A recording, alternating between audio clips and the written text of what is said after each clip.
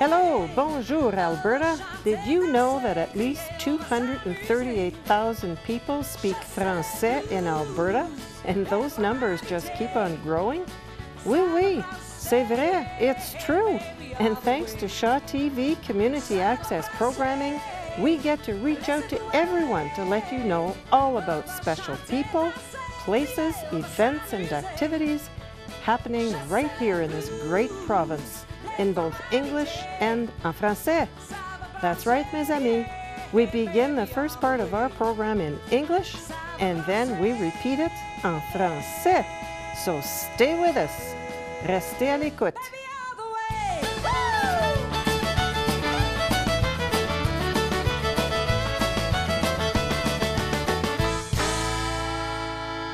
Welcome and bienvenue to Hello, Bonjour, Alberta.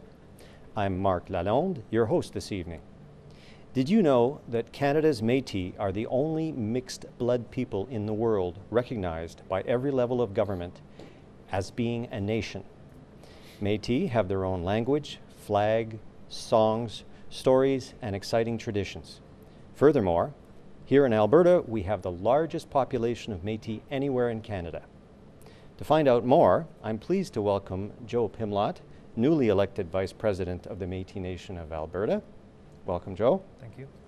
And Denis Brière, Manager, International and Special Projects with Calgary-based Chapman Petroleum Engineering Limited. And Monsieur Brière is also an outstanding member of the Métis Nation of Alberta, Region 3, here in Calgary. Bienvenue, Denis. Merci, Marc. So let's start off by finding out a little bit more about you gentlemen, your backgrounds, and what led you to the responsibilities you have now. Let's start with you, Joe. Where were you born? I was born in Comox, Vancouver Island, and when I was about 13 years old, I traveled with my family to Calgary, and I've been here for about 26 years. I have a wife that I've been together with for 26 years. As well as I have 3 children, 19, 20, and 22. I got my start with politics back when I went to Bow Valley College in 2008, and closely after that, I got hired on with the Métis Nation of Alberta. I had got hired on as our event coordinator and manager of youth programs, and in 2011, I decided to run for office for vice president of the region. And that's kind of how I got started with politics. So now you're the vice president of the provincial body that oversees all the regions, is that correct? That's correct. We just recently had our provincial election just this past September, and I decided that I knew my talents and skills would be better fitted on a provincial level. I truly like to help people, and I found that I would be able to do more of that from a provincial spectrum. So I ran for office and was quite successful, and now I'm based out of Edmonton and helping all of the regions. All right, well, it sounds like you're moving up in a direction that you're passionate about. Absolutely. Thanks, Joe. Denis, I'm just guessing that you're a little bit older than Joe is. Can you tell us a bit about your background? Yes, I'm 59 years old and born in Edmonton, and now I understand I can say that clearly here in our Alberta because we have a good relationship now with Edmonton and Calgary. And I'm married. Deborah, my wife, is a school teacher here in Calgary. And my son Daniel was the first Métis Romeo in the Romeo and Juliet in Stratford on Ontario Shakespeare last year. He's just finished another season there in Stratford. And my daughter Diana is an artist in Halifax. So you've been working in engineering all of your life, haven't you? I wanted to be an artist, really.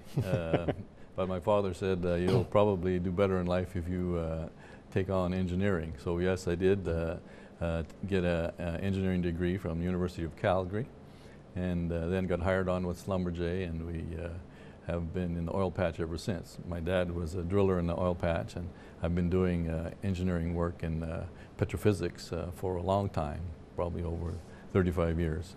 And you've been with Chapman how long now? With Chapman, I've been probably about 12 years. He's a cowboy I've been working with who does very good reserves reports and is very well known in the industry. Very well known indeed, and you too. I've got a list here of the countries and places that you've done work. Every continent, most countries, North Africa, the Bahamas, Moscow, Bolivia in South America, Nigeria, Mali, all of those types of things. I hear that you had an interesting recent assignment in Mali. Yes, my boss had to increase the insurance for his employees when I went over there. We had a client who is on a very exciting adventure. He's discovered naturally occurring hydrogen gas. Now that doesn't exist anywhere in the world. It's the first one on the planet. And since we are coming into the hydrogen economy in the near future, this will be an important discovery for the world. We were there to test that first hydrogen gas well and float it for 10 days during the coup d'etat in Mali a few years ago. And so we share some good moments for that adventure. I also understand you're recognized as a bit of a role model in the Métis Nation. What brought you back to being active as a Métis? Well, in 2010, which was designated as the year of the Métis, I decided it's time I came back because Louis Riel once said that we will sleep for 100 years, but then our artists will help us become known again.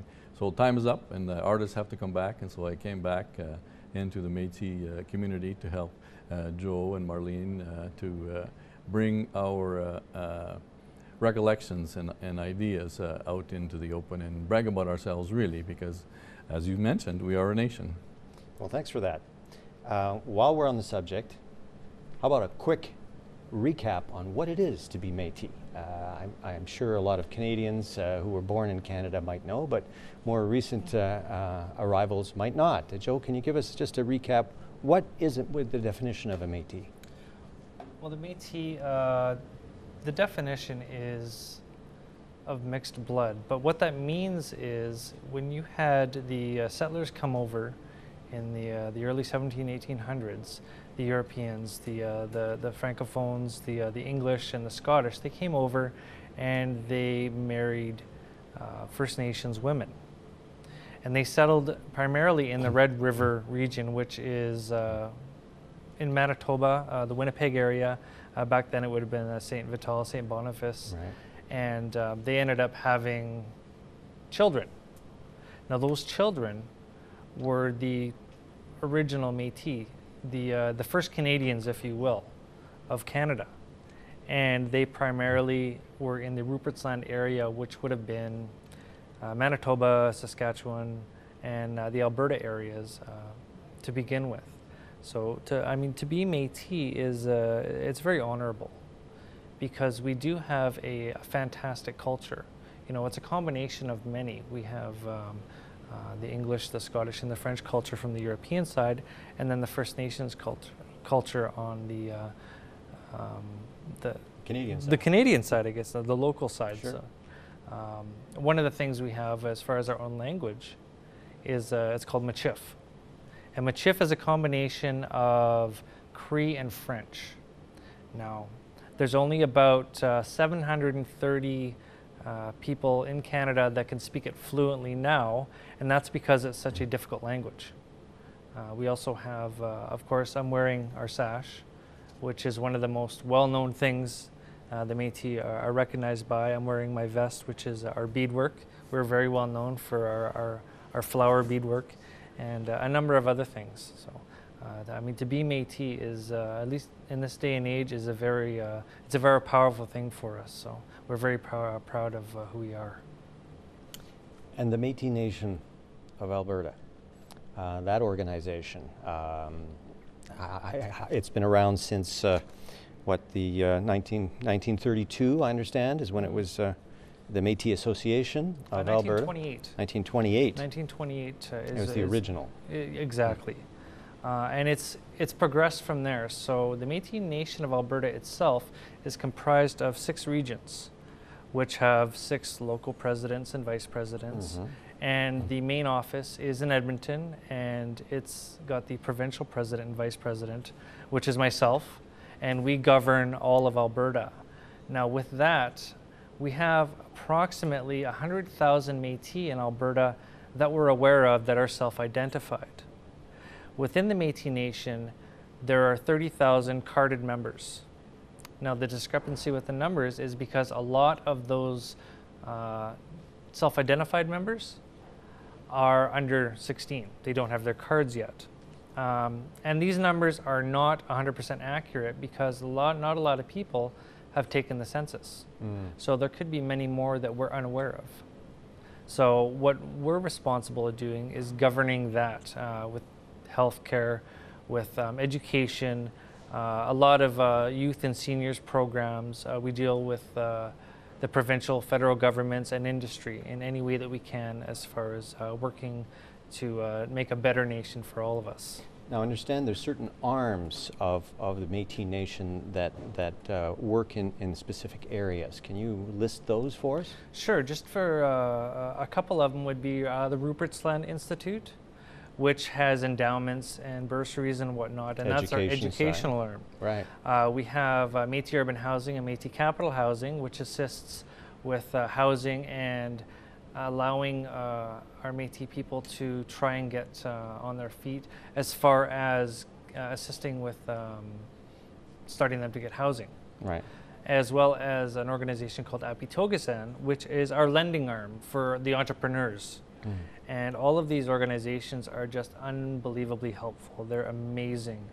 They're award-winning as far as Métis Urban, Métis Capital Housing. They just received an award this last year in England on one of their projects that they were working on. And we constantly want to help our people. We try to focus on the future, and we do everything we can to make sure that there is a bright future for all of our Métis people, our Métis citizens that help the general public. And what's this I hear, gentlemen, about the Muskrat as kind of an emblem? The Muskrat Métis Society was the brainchild of myself and a couple of others in Region 3.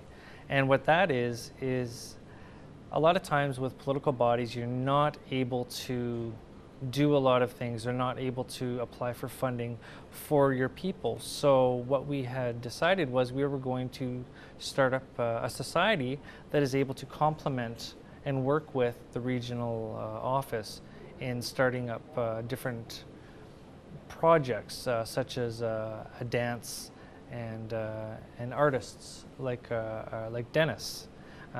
We've actually just recently passed something that is going to implement a project that we're looking at doing over the next little while. And I hear there's a project that's near and dear to your heart, Denis. Yes, I've always wanted to be an artist, and now Joe has given me the vehicle to make that into a Métis studio and art gallery, and we are going to be very busy painting and drawing and dancing and singing and jigging, and a lot of fine arts is going to happen here in Calgary because of the work that Joe has come up and made happen.